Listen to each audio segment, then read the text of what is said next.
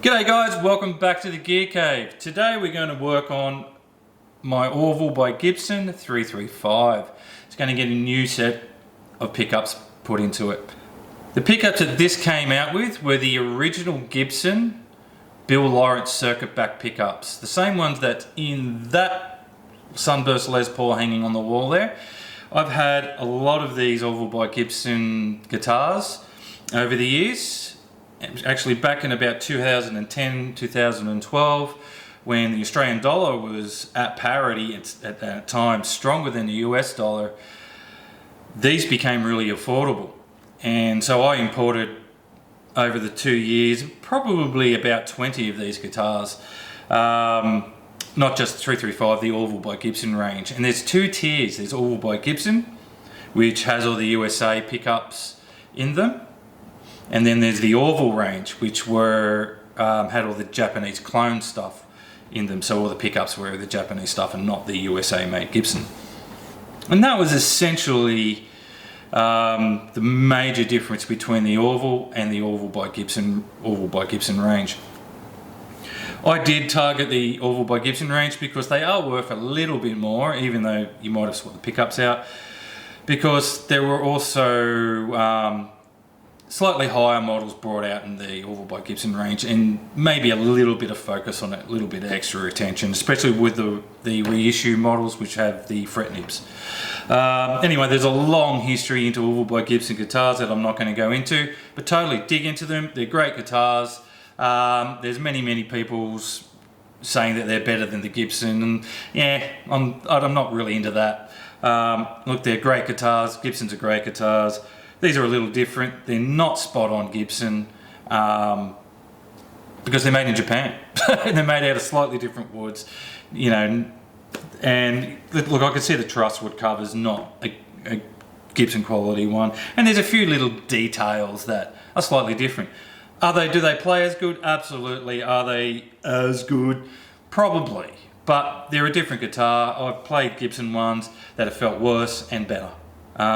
I do prefer a nice ebony fretboard on the customs, but hey, this is not a $6,000 or $7,000 guitar, so it's more in the $2 to $3 grand range at the moment, pushing threes consistently. I've seen online, but you know, it's not for sale. It's my guitar. I'm doing it up. The pickups that I'm going to put into it are Iron Gear pickups. They're a company in the UK. I've put Iron Gear pickups in two of my other guitars. They were both Les Pauls. One of them was a gold top, and I put the hot slag pickups in the gold top because I wanted it to be a heavy metal guitar. I sold that off to this guy who could shred insanely. He messaged me like a week later saying the pickups that I put in that guitar were the best pickups that he'd ever had. He absolutely loved the guitar. So that says a lot about the Iron Gear. So the construction of this guitar, it has a big solid block down the middle and it's hollow either side. That's the standard 335. Let's go put it back together. Can't wait to hear what this sounds like. Can't wait to see what this sounds like. Does that make sense?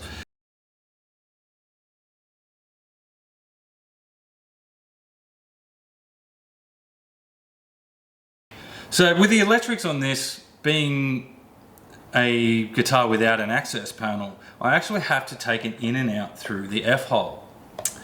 So this is what's come out of it. And I'm going to rewire exactly that and then feed it all through here again and then put it back and screw them on. It's going to be difficult for sure. These are a hard thing to do. I've only done probably 4 or 5 Les Paul types and, you know, Strats and Tellys, which are all easy access. These are a bit of a different situation, and this is my first ones. All right, so I, this time, have made this little clear template. I've written on there what the positions are, and the reason for that is that I'm going to create that exact wire harness, and it needs to have enough wire in there so I can feed pieces in and screw them on. But right now I need to use this as a template so I can wire them in the correct situation and in the correct positions. What I've had to do is set the height of that washer or the nut there, and I've just put a dab of super glue on it just so that won't move while I'm trying to refit these into the guitar. That's set to the same depth as the originals. I'm putting them into my little template so I can wire them up, and I know that they'll fit into the guitar. One thing we need to also do on guitars that are made in the Far East is drill out the holes. It's the same situation with the peg heads. If I was to put US tuners on this guitar, I would have to drill out the holes, because in the US they use either 10mm or 3/8 threads. They're bigger than the 8mm ones they use in the Far East. So what I've got here is a step drill. And what I'm going to do with this step drill is just open up these holes a little bit. So that one and that one, they're the tone controls, and that one, if you can see there, are quite a bit smaller than these, because I've already reamed out these two with the step drill. Now I don't need to use a power drill because this is a brand new sharp bit, and I suggest only using a nice new sharp bit. And a power drill may be a bit too aggressive, because all I'm going to do is bung it in the hole, in the 8mm hole, and then I'm just going to hand ream it out just by turning it like that. And as you can hear and see, that's actually just cleaning out the edge of the hole. The problem is, if you use a drill bit, a normal twist drill bit, you're going to crack out all the edges and maybe tear out a bunch of wood that you don't want to. This is the reason why we're using a step drill, because it's a lot more gentle. There we go, we've gotten through now. And I go a little bit into the next one, which is likely to be a 12mm, just to sort of countersink the top edge there, and it just creates a nice little chamfer down into the hole.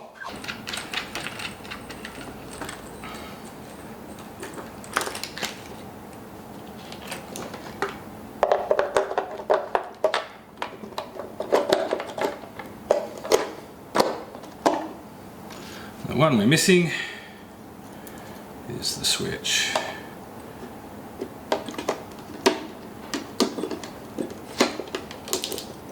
Oh, I'll have to ream that all out.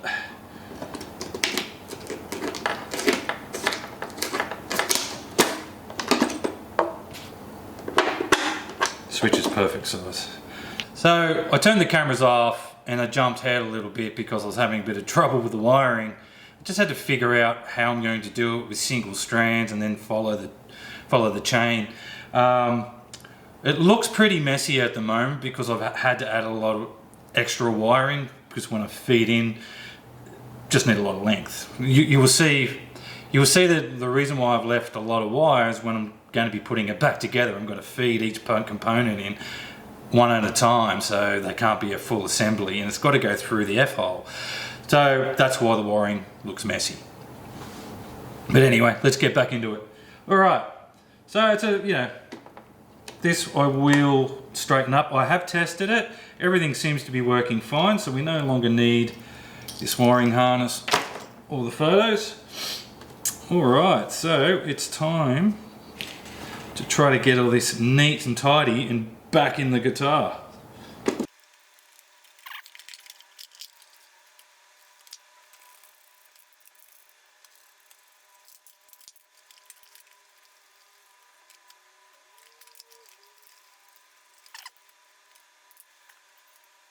So I think I might have a plan. Using the solder wire to go down through the hole, out through the F-hole, wrap around the pole piece and pull it up through.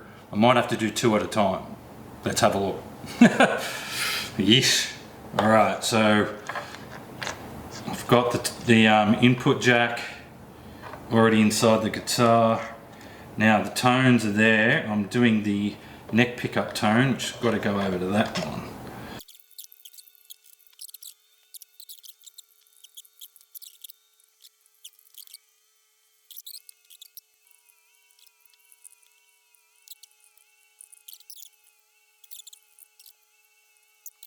Well, it's back together, sort of, 90% back together. All the electrics are working.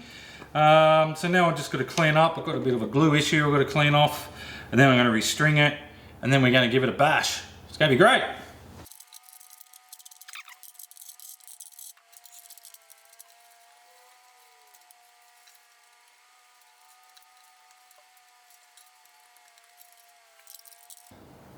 Alright, I skipped forward a little bit, and I just basically finished off everything and polished it up and gave it a clean. Tune and intonation.